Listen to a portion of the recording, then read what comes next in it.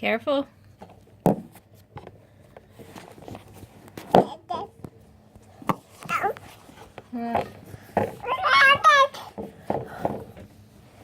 Okay, come on, Karina. It's time. All right.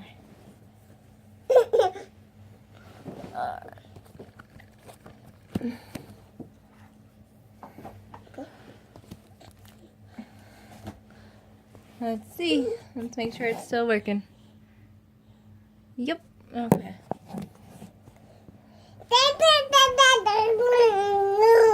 Oh, yeah.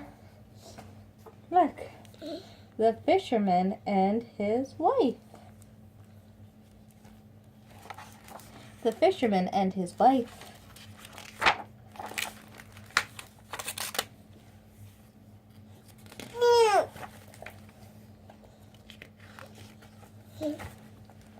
There was once a poor fisherman and his wife who lived in a miserable hovel close by the sea. All would have been well except for one thing.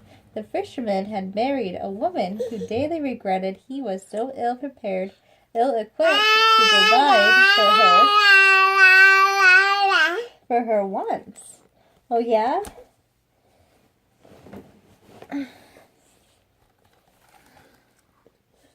Despite this, life fell into a comfortable pattern of making do and scraping by. Each morning the fisherman gathered up his pole, picked up his fishing basket, and trudged across the fields to the side of the sea. There he spent his day baiting his hook, dropping his line, and watching for fish in the clear water. Meanwhile, his wife stayed home, mending the house, and regretting she had married a man so easily satisfied with his lot. See, she wants too much, and he is fine with how life is. If you want something, you're always going to want more. It's not good to want too much. Now, this particular day began much as any other. The fisherman and his wife breakfasted on the meager meal of bread and fish. Then the fisherman trudged across the fields to the side of the sea, where he spent the morning watching for fish.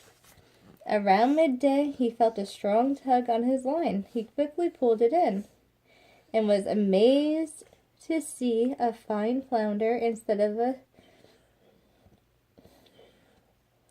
scrawny carp he usually caught. The flounder further amazed the fisherman by speaking. "Oh, fisherman, please set me free. I am not what I appear to be. Rather, I am a prince imprisoned in the shape by evil magic.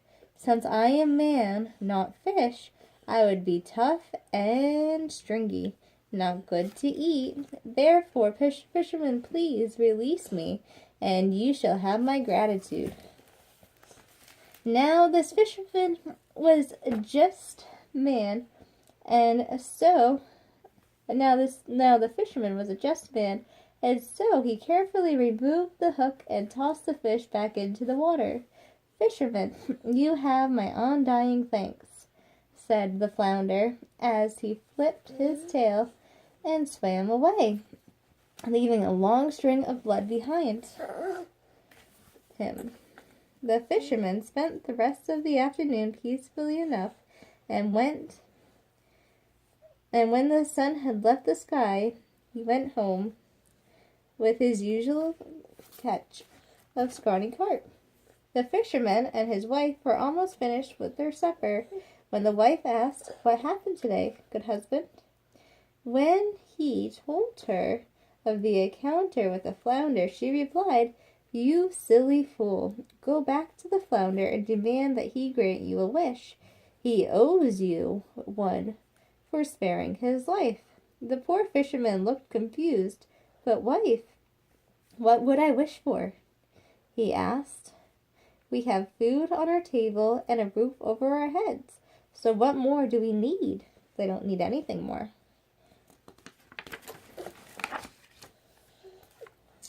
What more do we need? His wife explained indignantly. I'll tell you what we need. And her voice softened, and she began to dream. Let me see. Yes, I'll have a cottage set about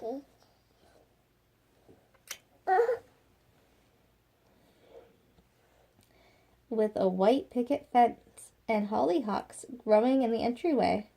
So she said in a determined voice, Go now, good husband, to the fish, and tell him loudly what I wish. Her husband protested, Oh, please, good woman, do not ask that I begin this awful task.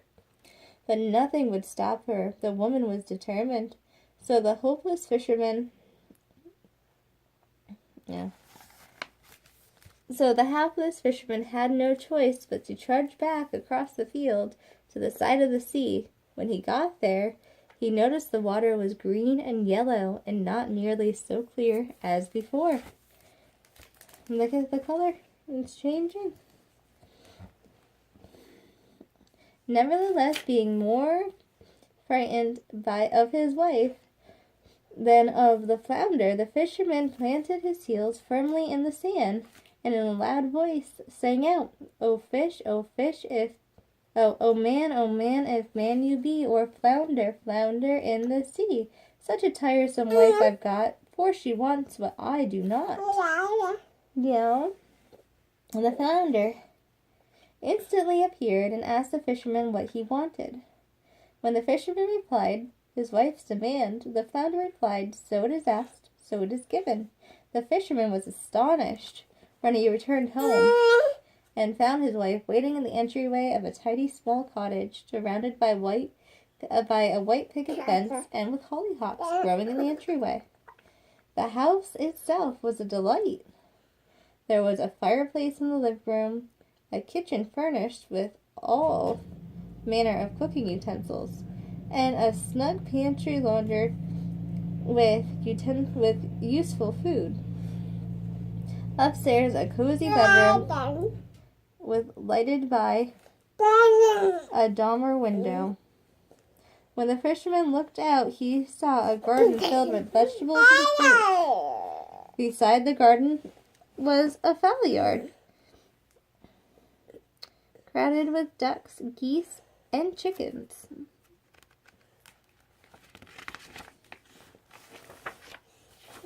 Look at their cottage.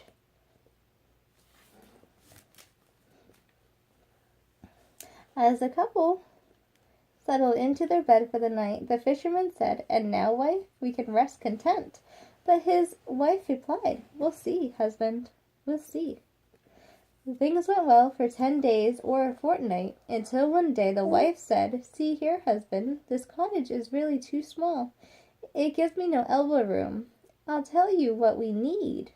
And her voice softened, and she began to dream. I'll have a castle, or a large stone castle, set at the end of the driveway, bordered with olive trees. It should have rooms filled with crystal chandeliers and furniture made of rare and beautiful wood. Then she went on, in a determined voice, Go now, good husband, to the fish, and tell him loudly what I wish. Her husband protested, Oh, please, good woman, do not ask that I begin this awful task. But there was no avoiding it. The woman was insistent. So the dauntless fisherman trudged back across the fields to the side of the sea. When he got there, he noticed... What are you doing? Hi.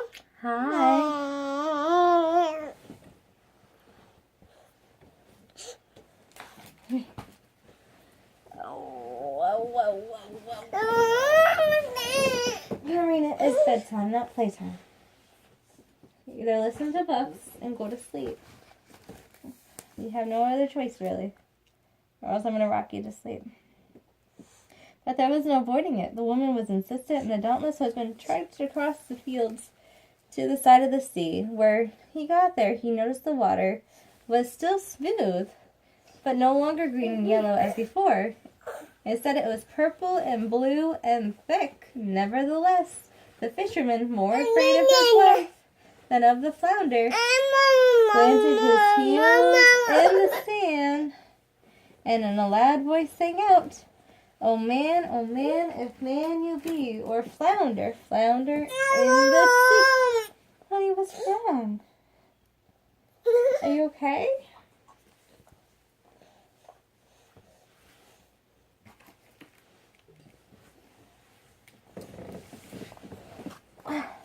Such a tiresome wife I've got, for she wants what I do not. At the instant the flounder appeared and asked curtly what the fisherman wanted. When the fisherman finished relaying his wife's demand, the flounder replied, "So it is asked, so it is given. Stand and soup, baby." The fisherman's jaw dropped when he returned home and found his wife waiting in the doorway of a stone castle, set at the end of a driveway shaded by a large olive tree. Inside, servants led the fisherman to his wife through many stone hallways and up and down many stone staircases.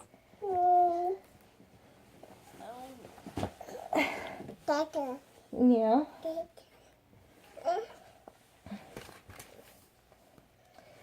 Everywhere they looked, there were doors, each opened into a room more beautiful than the last,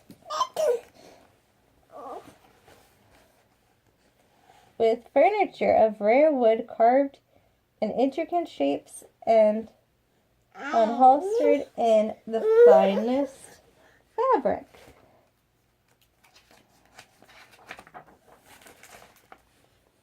There were crystal chandeliers and cushioned carpets. All the tables were laid with the best of food and wine. Outside the castle, surrounded the courtyard, were stables with the animals and coach horses for all the carriage. The garden, trimmed, pruned, and weeded to perfection, stretched fully half a mile. Flowers and fruits and vegetables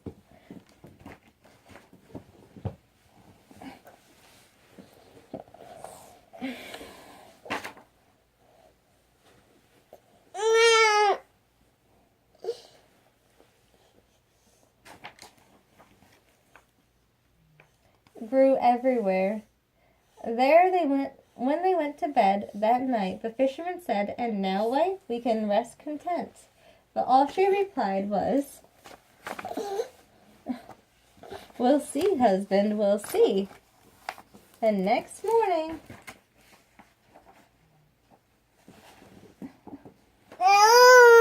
you can have the books over here with you. Here. Here. Yeah, you can have them. They're all yours. Good job, Karina.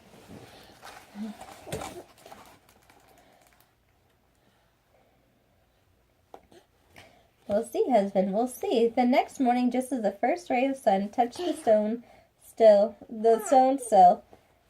of their bedroom window, the fisherman's wife awakened.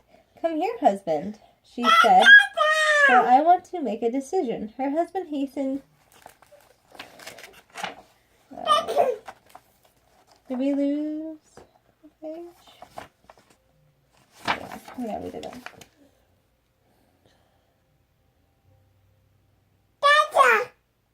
"Come here, husband," she said, "for I have made a decision." Her husband hesitated, but complied. "It is no good," she declared, "to have a beautiful castle without ruling the land it overlooks. So go to the flounder and tell him that we shall be king over all the lands." "Wife," he replied. "Wife," he responded. What should we be king for?" "I don't want to be king." "Well, I do want to be king. So go to your flounder and tell him what I have decided. I shall be king over all the lands I can see." Now her husband, in addition to being afraid to return to the flounder, was put out with his wife for her wish. So he summoned his courage and protested, "Oh, please, good woman, do not ask that I begin this awful task." But she was not to be refused and insisted, Go now, good husband, to the fish, and tell him loudly what I wish.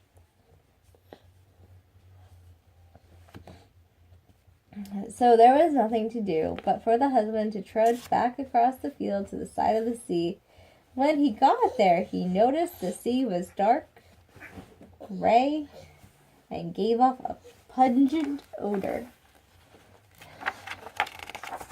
Karina, you are really not doing story time tonight.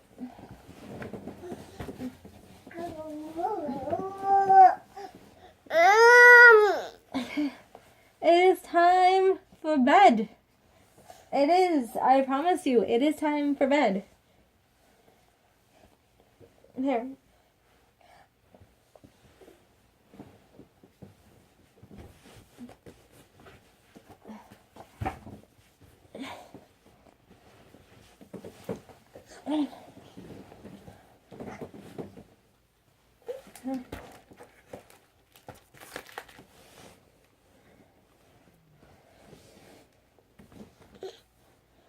At the moment the flounder... But being more afraid of his wife than he is of the flounder, the fisherman planted his heels in the sand by the side of the sea, and a loud voice sang out, oh man, if man you be, or flounder in the sea. Such a tiresome wife I've got. Poor she wants, but I do not.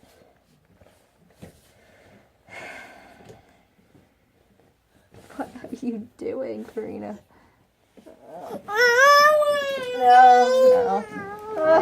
Come on. Okay.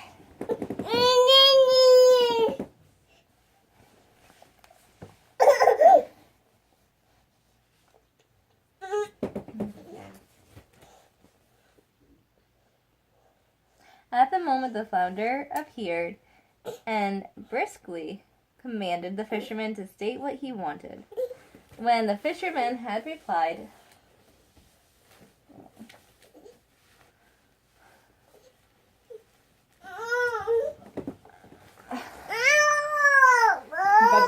ba-boom, ba-boom, ba-boom, ba-boom, ba-boom, ba-boom, ba-boom. Are you smiling? Ba-boom, ba-boom. Karina, it's bedtime, honey. It's bedtime. I promise you it is. The fisherman replied to his wife's demand. The flounder replied, so it is asked, so it is given. Oh.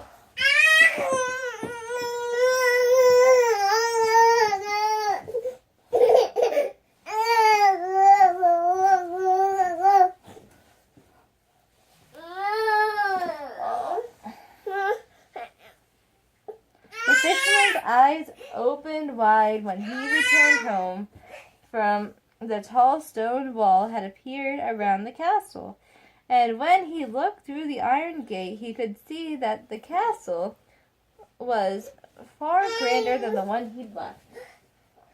Why are you throwing a fit? Why are you throwing a fit? What do you want?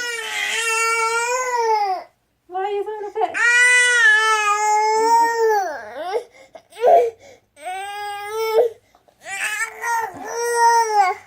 See, not every night in this house is easy.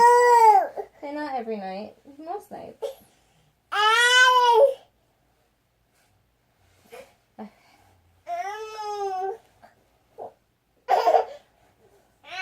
And was surrounded by oak trees. At each of the castle's four corners stood a tower. Oh, you want to hear about the tower? Alright, so I guess we're not doing story time tonight. Story time is finished.